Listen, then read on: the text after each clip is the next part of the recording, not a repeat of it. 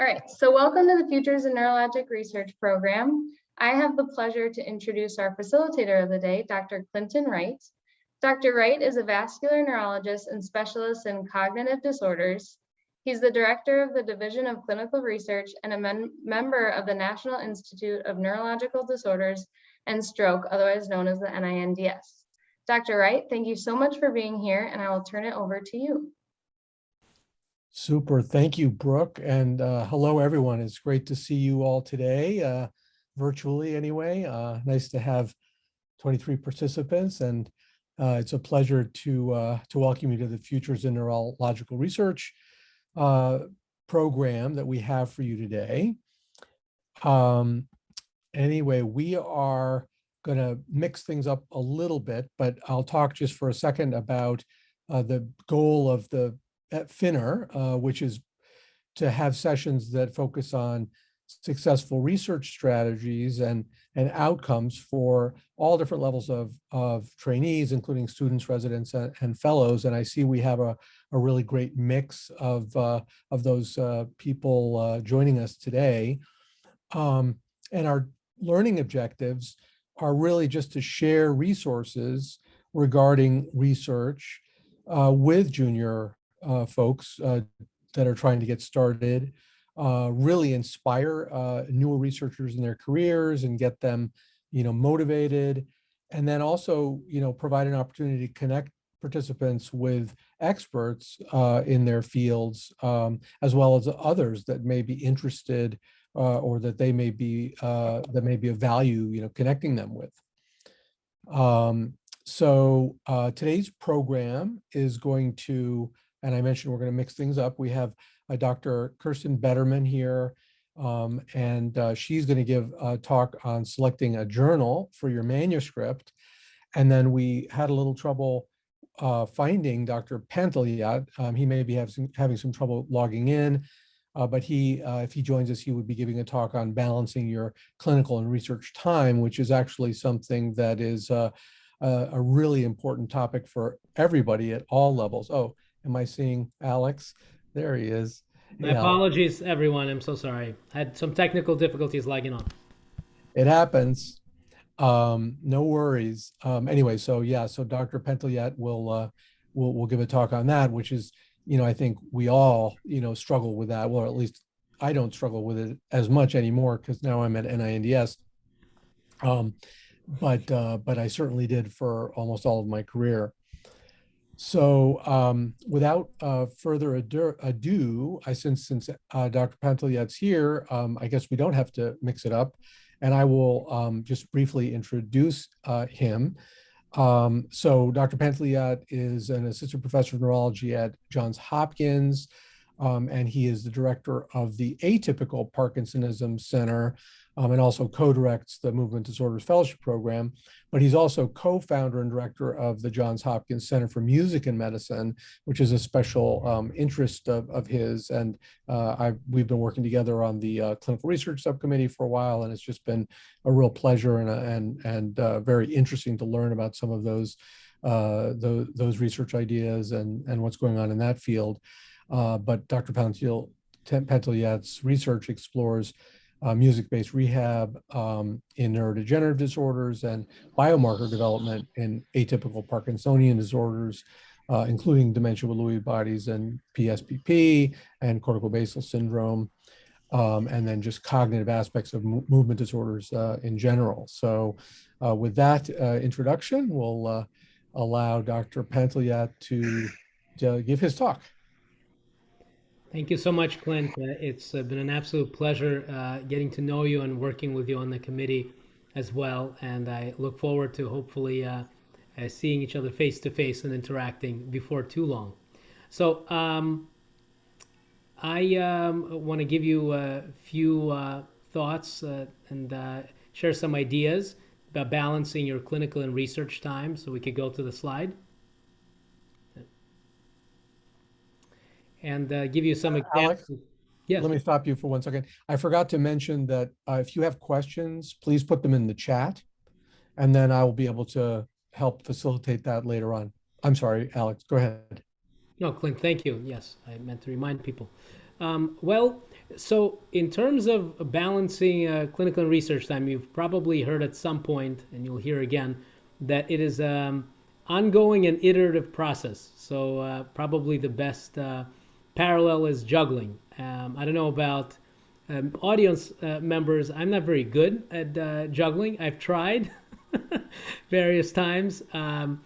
So I hope it doesn't reflect too much on the rest of what I'm going to say. But if we are talking about balancing your clinical and research time, what that really means is that certain weeks, will, and this depends on grant deadlines very often, certain weeks will be predominantly research, and other weeks, depending on how you set up your clinic schedule, will be more clinical.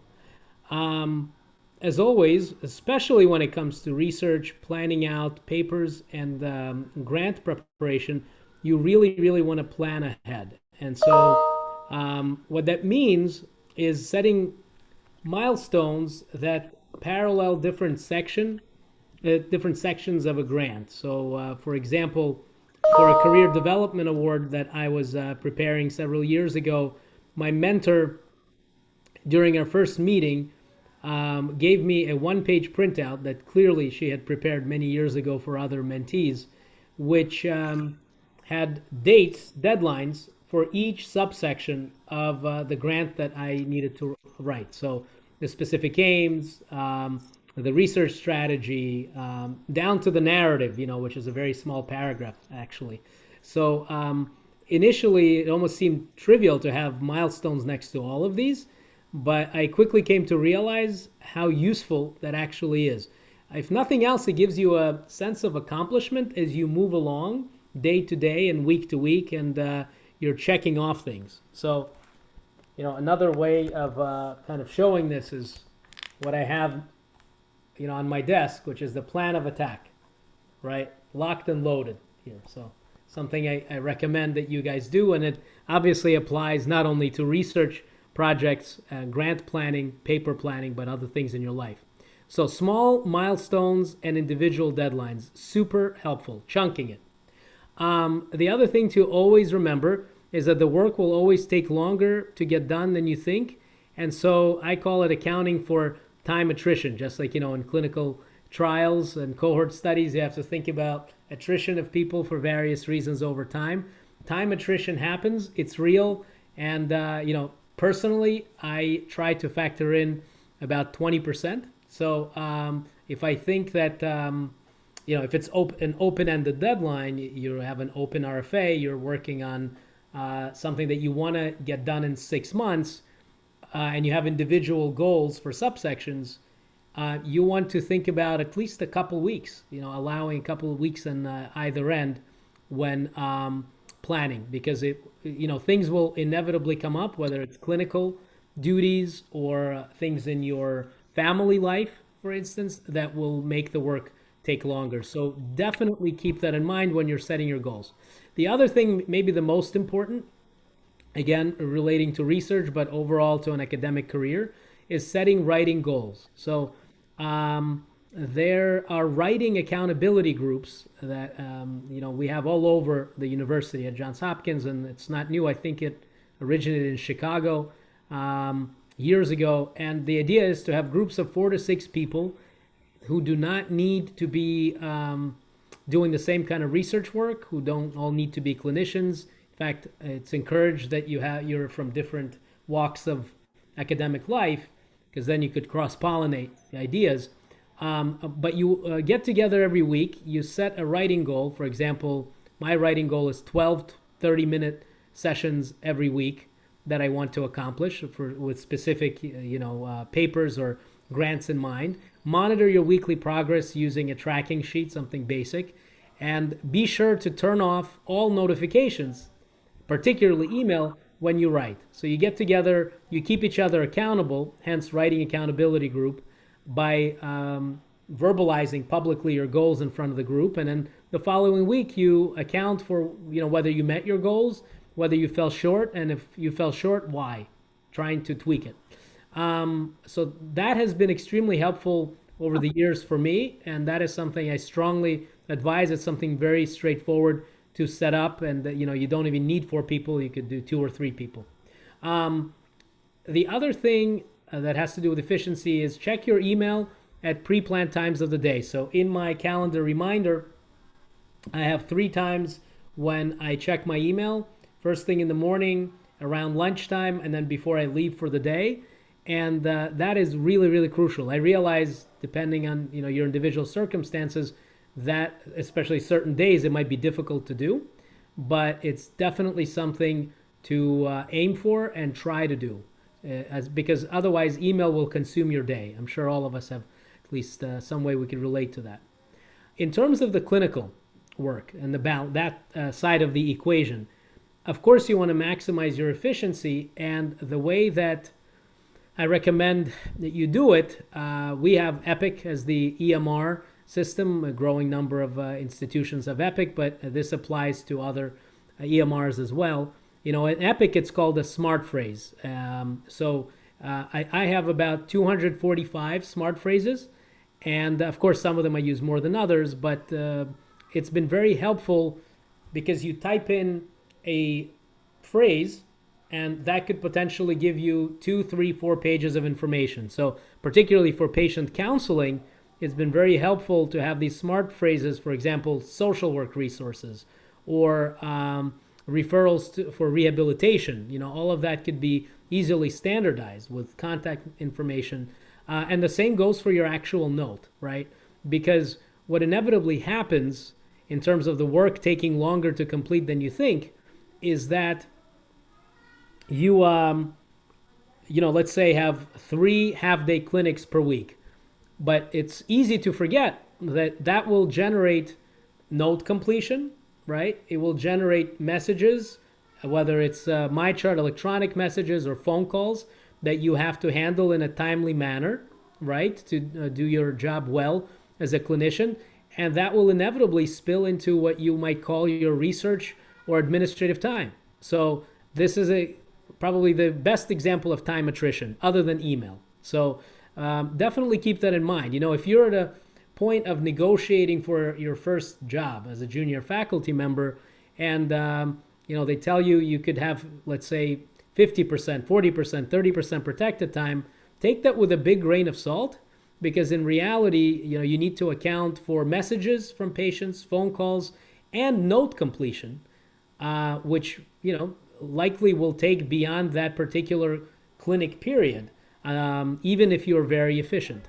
So definitely keep that in mind. At this point, I'll stop, and I'm happy to take any questions later. Thank you. That's wonderful, Alex. If there are no burning questions, I think that was wonderful setup, and we can have more of a discussion after Dr. Bettermann's talk. So I'm not seeing anything in the chat, so I think we can move forward. So Dr. Kerstin Bettermann is a professor in the Department of Neurology and the Division of Stroke at Penn State Neuroscience Institute. She is a stroke neurologist and has research interests in acute stroke, in the relationship between stroke and diabetes, and with small vessel disease and vascular dementia, or VCID. And she conducts clinical stroke and vascular dementia-related research studies, as well as bench research. So that's a really important point for people to make note of as a resource. Her research program at Penn State College of Medicine is focused on studying the immunological mechanisms affecting neurological outcome in diabetic stroke and the influence of diabetes and hyperglycemia on cerebral vascular disease. So we also welcome her as a new member of the AAN's Clinical Research Subcommittee, and I certainly look forward to working with you, Kerstin, as we move forward now.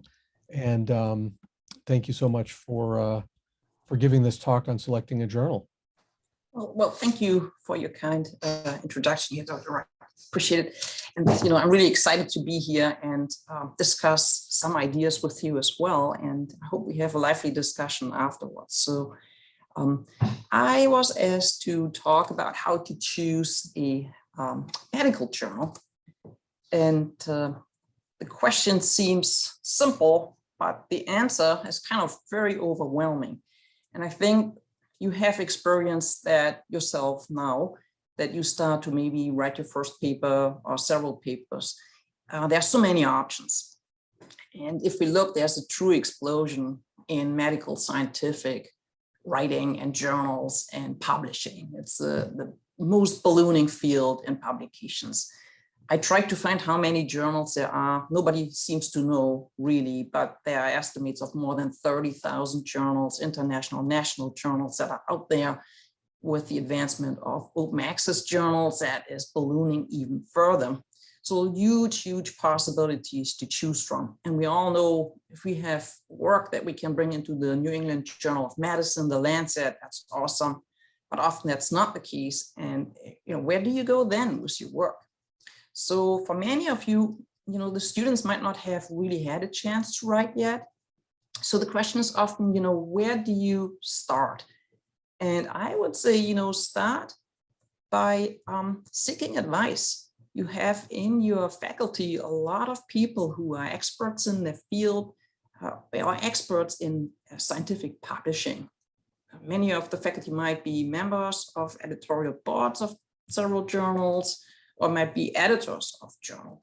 And they obviously can be very good guidance. But then, also think about your librarian. A lot of people don't think about that, but actually the library has a lot of resources, databases, and those people really are very savvy to help you navigate. And if you're not sure about a journal, how legit it is, because that's an increasing concern too, with predatory journals, unfortunately, they can be helpful. And then I would just say use a lot of databases and online resources. There are many available. I will mention a few here. This is by no means a complete list, but maybe something to introduce to you. Some of you might be familiar with this. Just, use these databases. So I think the first question is, what is a reputable journal? So a reputable journal really should be a peer-reviewed journal, obviously, that has experts in the field that will give you feedback and that will help you disseminate your knowledge and your findings. And you want to avoid predatory publishers. They are often not indexed, they are often not peer-reviewed or minimally peer-reviewed, and they are just fake journals if it's really bad. So what do you want to pay attention to? Obviously, scientific impact. You want to reach a lot of readers. You want to reach readers in your field. There are ways to judge scientific impact. You want to think about the review process. How long does it take? What's involved in that in the journal? Maybe fees are an important consideration because you might know some of these fees are really steep that some journals have out there. The acceptance rate and turnaround times, right? If you have a review at a journal and it takes over a year to get feedback, that's very frustrating, but it can happen. And then obviously the quality and reputation of the journal. Basic question often comes, should you choose an open access journal or a conventional print-based journal like Neurology? Do you still read a lot of print-based journals? I think our medical students go away from print-based journals more and more to online publishing or printing out articles. So open access journals are digital, they are online, they are commonly free of charge, and they are most free of copyright and licensing restrictions, which can be important because you still own the copyright to your figures, your tables, your thoughts. So that can be a real important decision that you want to make. Reputable online journals, if they're reputable, they have the same peer review process as printed journals. They are indexed in the same abstracting and indexing databases, so you'll find them there. And they are found in the journal impact comparison tools that I will show you. And several have high impact factors, like their subscription-based journals. So they might be a good choice. Trouble to advance my slide here. Let's see.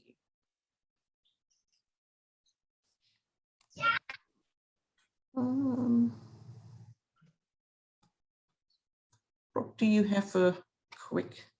Sometimes you have to stop sharing and start resharing. Stop sharing and then go back in again. Yeah, that could be. Let me see. I'm sorry.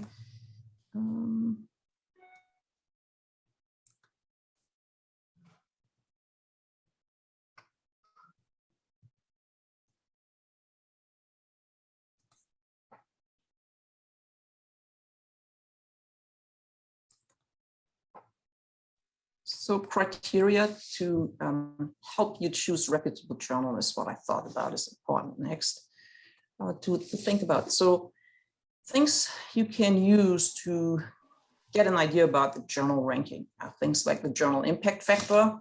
Most of you are familiar with that. You can go on a journal website and it's often published there, but you can find other resources where it will state the journal impact factor, which really is the measure of frequency with which a journal article has been cited in a particular year. Sometimes it can be several years actually. And then there's the journal citation report or index journal list that you can go. The journal citation reports as a database knowledge, web-based, that provides impact factors for about 5 years, and then rankings of many journals in life sciences and medicine based on millions of citations from readers and authors in the field. And then, of course, you can visit the journal website directly. So on the journal website, you can look for quality indicators. So what's a good journal? Typically, those journals have clear ethical commitments. They are members of the Committee on Publication Ethics, COPE, or at least they will state that they adhere to COPE principles. For online journals, you can check them if they are members of open access scholarly publishers of the Publishers Association. If they are, then they will really adhere to those ethical guidelines, which is about publication, data sharing, integrity of scientific data, how to manage conflict of interest and so forth. And DOAJ is an online directory that you can use for indexed open access journals and peer-reviewed journals that can be helpful for that. Check too. If you want to know how transparent is the journal that you plan to publish at, so what is the acceptance rate? Is it really published? Is it available to you? Can you see this? How long might the review process take? Who will be on the editorial team? Are the members clearly stated on the site? What are the fees? What are the copyright conditions? And so forth. So there are many, many important informations that you can find on the journal websites directly, and I would really encourage you to do that. So where do you start? So obviously, you have a paper, but you don't know, maybe keyword search might be something. So obviously you think about PubMed or Google Scholar. You could type keywords and see what journals are coming up, what kind of journals have been published. And from there, you can go to the table of content on the journal website, or if you have a printed journal, you go on the table of content. You can look at articles that are similar to what you have in mind and just get a feeling how much space is needed, how many tables or how many figures could be in this place. So that might be one way to go about this, but it's not very efficient, but it's a starting point. There are really lots of helpful journal matching tools online that you can use. One of them is Jane. Jane is the journal author name estimator, and it cites Medline journals that will have keywords or abstracts that you type in. So you can type in keywords of your research, neuropathy, whatever, or you put in your abstract, and then you get a match of potential journals. It will generate a list of journals that you could choose from. There's Journal Guide, and then there are several similar tools that big publishing houses like Elsevier, Springer, Wiley, they will have those, and you can really see are there matches. This is a matchmaker that works for your idea and for your publication. And then you can obviously look at different journals in your field. There is the Journal Citation Report that lists journals by category and impact factor. Scopus, many of you might be familiar with Scopus, cites several metrics, so impact factors and the impact factor in a specific field. Or I also list here Cymago or Ulrich's periodicals directory. They are all useful tools to assess the quality of the journal, but also to see, do you have a good match with what you are planning to publish? So just one word, try to avoid these predatory journals and publishers. They are increasingly common. I would say I get one email at least a day from a journal that thinks you are doing awesome work, and they will publish all your future contributions no matter what, because you're such a wonderful person. They often charge quite steep fees, but provide little or no peer review. And they long-term generate academic issues. So if you are thinking about an academic career, there's some erosion of the scientific impact. If you publish in a bad journal, nobody will read it, and experts in your field will not know it. And you also generate a track record of not so good journals for your CV. So if you come up for promotion, tenure in the future, people will not only look at the number of publications, but they will also obviously look at the quality of the publication. So I would really stay away from these journals at all costs. They use a lot of tactics to get you. So they hijack reputable print-only journals and convert them to fake online journals, which really are not the same. Sometimes they use similar names. They just exchange letter, or they change the title a little bit, but they are really totally different journals. And on first glance, they look very much alike. They might list the names of reputable researchers on editorial boards, but those people have never truly agreed to serve on those boards. And they try to entice you with quick turnaround times. I just saw one yesterday that says, oh, this is a hassle-free manuscript handling that we offer you with fair peer review, which implies that otherwise I don't get a fair peer review. And hassle-free manuscript handling can seem tempting because you know how long it takes to format a journal and then upload it on the publication sites. And watch out for these unsolicited emails.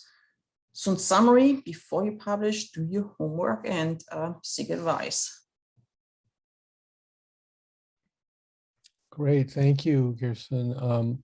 So we have a couple of questions in the chat that we can get into. I wanted to just mention a couple things. I don't know if you've used Beall's list, but it's good for people to know about it. I've used it quite a bit because it lists predatory journals and predatory publishers.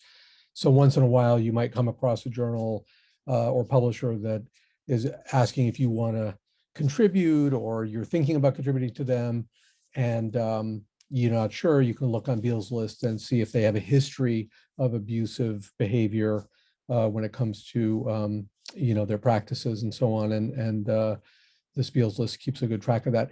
The other thing I was going to mention is I'm a big believer in publishing all results, whether they're positive or negative, and that has become somewhat of a movement now. And so I put in the chat the medRxiv and bioRxiv names that you can Google, but essentially you can many journal families, including the HA journals, the JAMA network, and many others, actually allow you to publish an early version of your manuscript and on these sites. And they are then searchable and people can look at them. And then if they get published, the journal will automatically provide the update to medRxiv or bioRxiv, or maybe bioRxiv and medRxiv find it, and then they update the link. So the journals are all sort of starting to buy into this. Not everyone, so you have to just check, but if you just Google it, even in Wikipedia, there's a list of the families of journals that allow this. And it's actually, like I mentioned, quite broad. And so I think it's great because you might have, some really interesting findings and you're having a really hard time getting it published because maybe it's, maybe a negative result, not what you expected. And it's just really sad that we have this bias towards positive results. Okay, so that's enough of me on my soapbox. So there was one question from Rhonda. Rhonda asked if journals like NEJM or Lancet, they're obviously very hard to get into. So whether to try for these journals or not, and how to figure out if it's a good fit. So Kerstin, would you like to try to answer that? I mean, I think we all have thoughts about that. I think we all have thoughts about this. So I think it's always worth trying.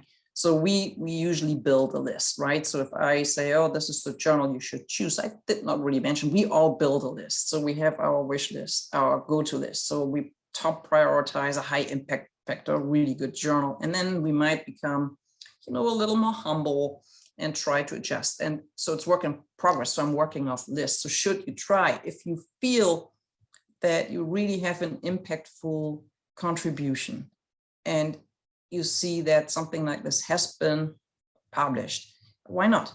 I would definitely try. The answer can only be no or yes, but you don't know if you don't try. And, oftentimes you get a very quick turnaround from the editor. You get a letter in 24 hours. Yeah, we might consider, we go for peer review, or they say, no, it's really not the scope of our journal. But, don't put yourself up for not being successful by, eliminating the thought right away. I would try if you feel you really have an impactful contribution. And that's my thought. I don't know what others think about that. The only thing I would add to that is that a strategy in applying, in first trying to send to a higher impact journal is that you might potentially expect a higher quality review. So it might make your paper and even your overall research study better based on the feedback that you get. So even if it gets rejected, assuming it does go through full review, it's something that could be useful to you in your work. That's great. Yeah, no, I think that I agree with the statements that have been made. And I think that, when you're looking at a paper, is this new stuff? Is it confirmatory? Is the sample size, questionable? Is it really going to be impactful? So what you should be aiming for. And if your gut is telling you, you should go for a high-end journal, I think you should definitely try it, and for all the reasons that have been mentioned. In terms of the question about publishing, so Sandro Marini asked about publishing only in PubMed indexed journals, and that reminded me of one thing we didn't get into, which was the issue of the H-index. And there are a lot of universities and institutions that use the H-index for promotion, and there are differences by institution in terms of which H-index they look at. So there are different services that provide the H-index, and I actually just learned, Alex, you may be interested to know that Hopkins uses Google, and I only know that because my wife just corresponded with the people that made that, that are in that office, because she's at Hopkins. But nobody in her department knew. Everybody thought that it was whatever one of the other competing ones is. But anyway, so that's worth knowing about. But so I think in terms of whether it's PubMed indexed, I think most people use PubMed to try and find stuff, but a lot of people use Google Scholar, and I think younger people, starting to use Google Scholar more and more. I don't know what others think. Clint, so just to clarify, when you say Hopkins uses Google, you mean Google Scholar Citations, that tab? Yeah. With the H-index and I-10 and I-20? Yeah. Thank you. That's what I heard from her. So, yeah, I don't know. What about the PubMed issue? Do you guys all agree with that? PubMed indexed, very important or not as important? I would aim to publish only in PubMed index journals personally. Yeah. I would agree with that. And, there's a lot of controversy too, because the field is evolving. So people, start to discuss this in academia, right? What should be a good index, or what determines an index? And with every metrics, there are biases to a matrix, but PubMed seems to be what people agree upon. And that gives you a really good starting point. And I agree, you put in so much work to write your manuscript, all the scientific work that you put in. You should really try to aim very high, to reputable. Yeah. The last question is still on this topic, and then we can go back to Ajay Thomas's question. So the last one was, who pays for the fee for the open access journal? That is a great question, and you better know the answer to that before you agree to have your publication published there. So yeah, that really depends, I guess, on where is your research coming out of? Is it coming out of a grant? Does the grant have a budget for publications? A lot of times, I'm at NIH. I mean, a lot of times there isn't that much money in the budget, for publications because people kind of forget about it. But it can be quite expensive to publish, especially in the open access journals. Sometimes, you guys go ahead. I don't want to, but definitely I don't see as much money as I think people are afraid in their grants to put in, what it really costs to publish, 5, 10 papers into their budget justification, but they should probably.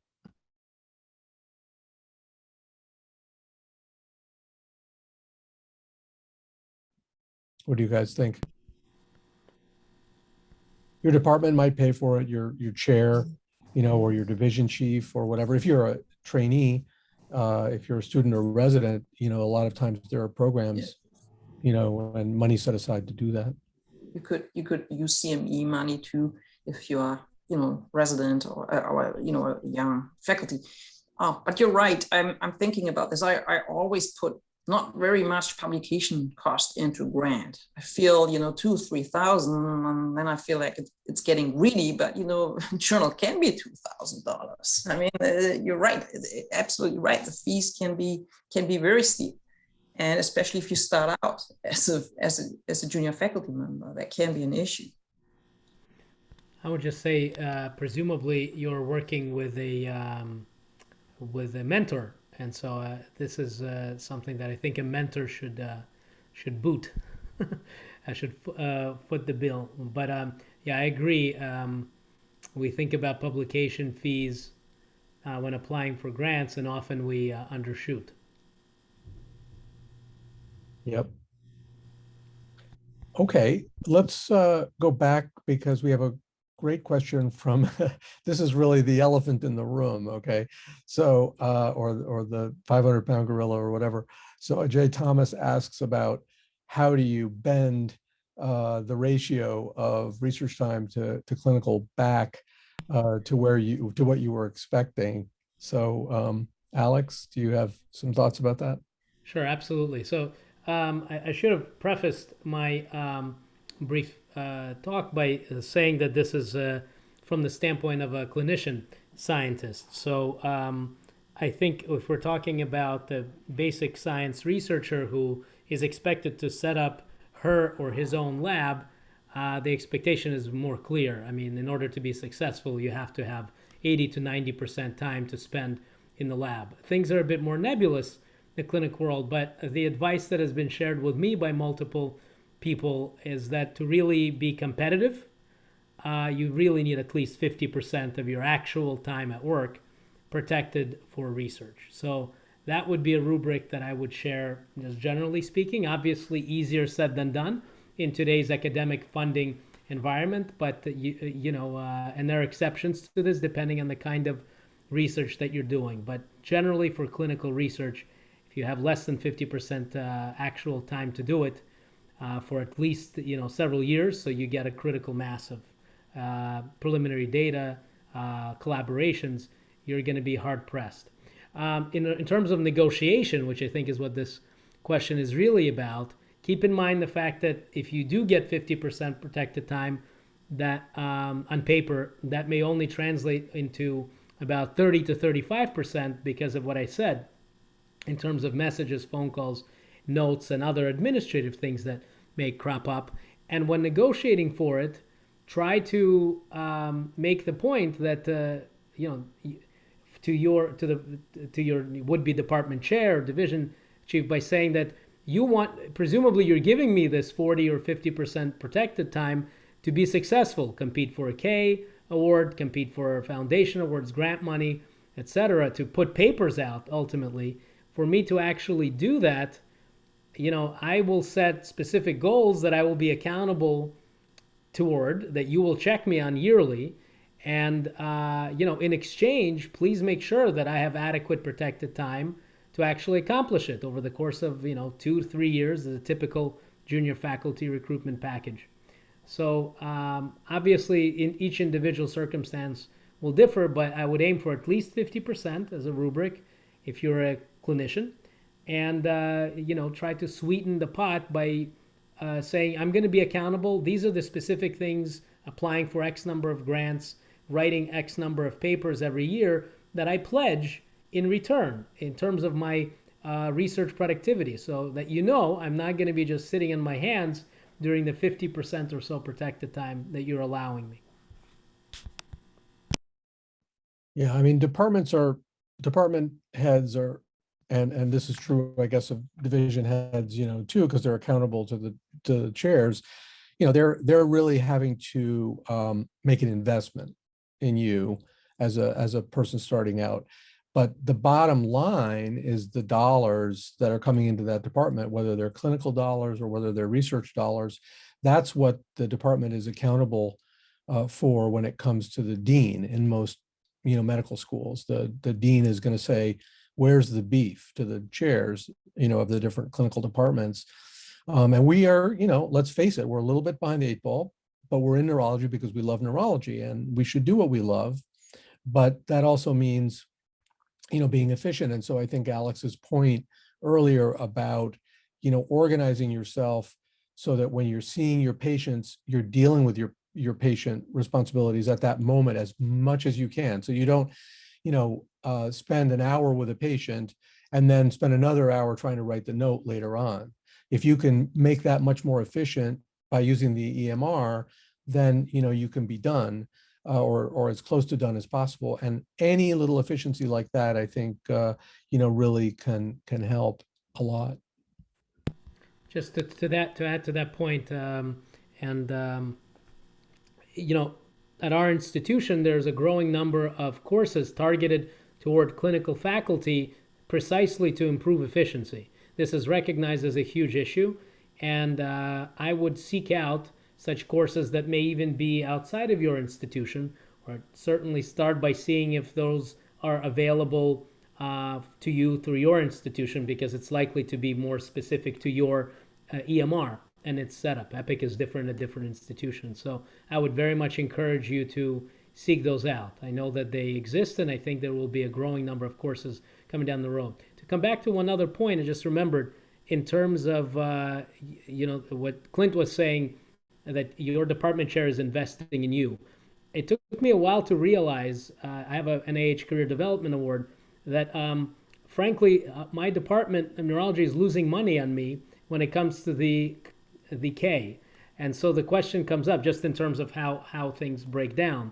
So the question comes up, why did they encourage me to apply for the K in the first place? And there's only one answer that I could come up with, and that is prestige. So in terms of arguing and negotiating, you want to keep that in mind. Even if you're not going the K award route, there are other grants, such as the extremely difficult to get but competitive AAN CRTFs that I always encourage all of our trainees to go for. And that would lend prestige to the division that you're in, to your department ultimately. There are other foundation grants.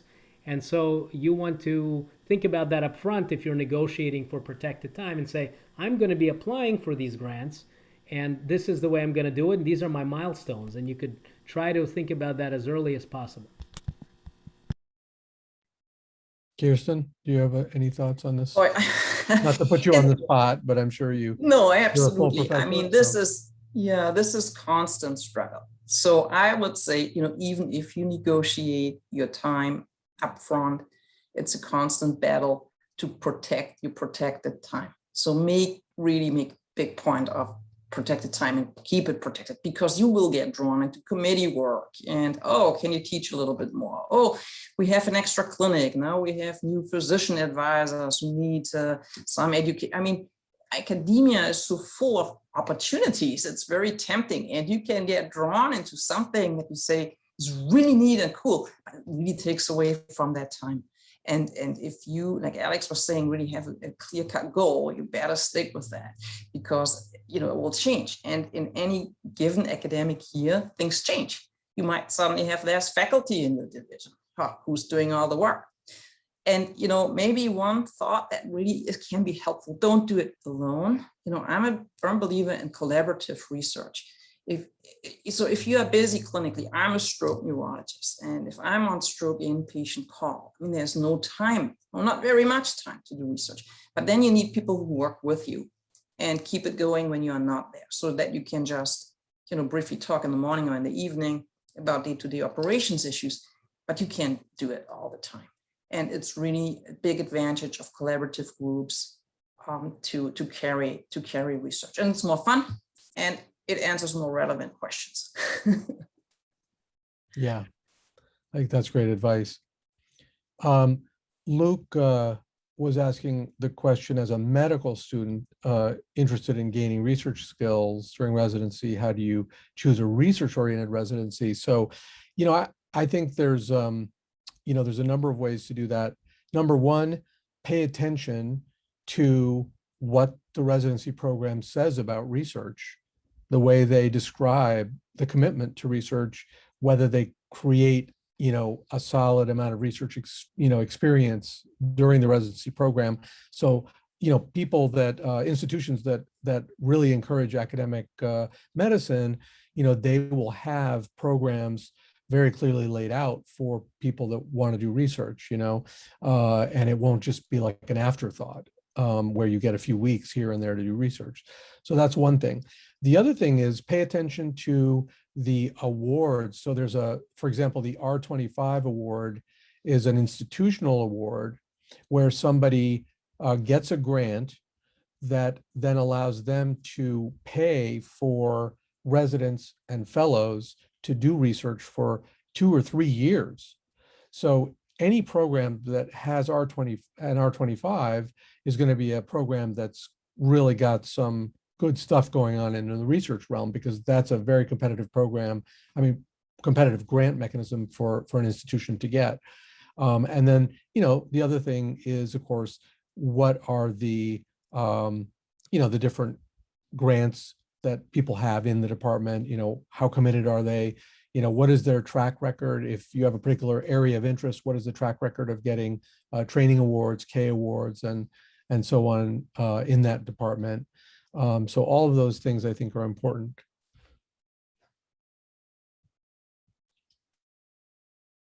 So, okay, are there other questions? So I think we're getting close to the end, but happy to keep talking.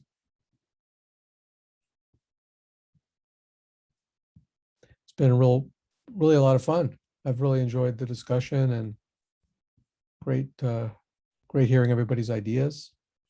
In terms of next steps, I think that the next program is going to be at the end of August, which is going to focus on research careers outside of academics. And then how to peer review is going to be the other topic. So those two topics I think will be, really interesting topics, and we'll have two great speakers. Well, again, thank you all so much, and we'll give you a few minutes back in everyone's busy day, and we'll see you at the next FINR. Thanks all. Bye, Alex. Bye, Thanks for Kerstin. having me. Thank Wonderful. you. Bye, Brooke. Night, bye. Kerstin. See ya.